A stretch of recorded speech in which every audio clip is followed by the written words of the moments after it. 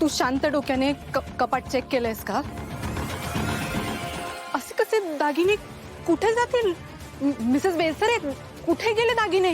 हो हो, अगं जबाबदारी जमत नाही घ्यायला तर कशाला घेतेस? काय एवढे महागडे दागिने बघून तोंडाला पाणी सुटलं तुझ्या? तूच काय केलंयस का? अगं आत्या नाही, मला ह्या सगळ्याची खरंच हाऊस नाहीये. मी असं काही नाही केलंय अगं. अगं तुझ्याच कपाटात होते ना दागिने, मग तुझ्याशिवाय त्या कपाटाला हात कोण लावतंय? निशिची आई, माझ्यावर विश्वास ठेवा. मी खरंच तारिणी, प्लीज, कुठे आहेत ते दागिने? खरं काय ते सांग प्लीज. कौशिकी मॅडम,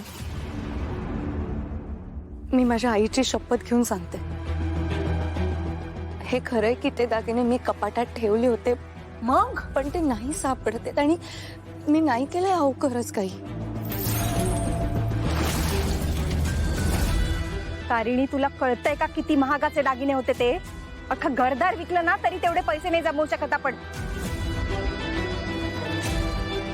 नाही नाही, मुळात प्रश्न पैशांचा नाहीच आहे, भावनांचा प्रश्न आहे. वडलोपार्जित होते ते दागिने.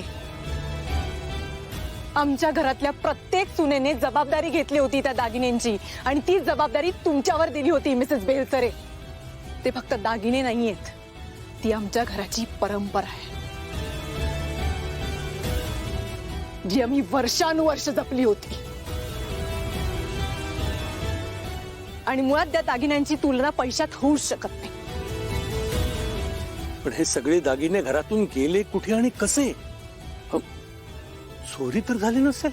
अहो,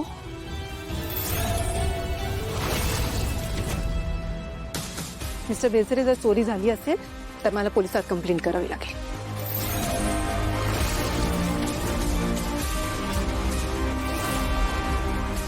आणि मग ते दागिने कोणी चोरी केलेत ते आपल्या सगळ्यांना कळेल आणि मी त्या माणसाला अजिबात सोडणार नाही.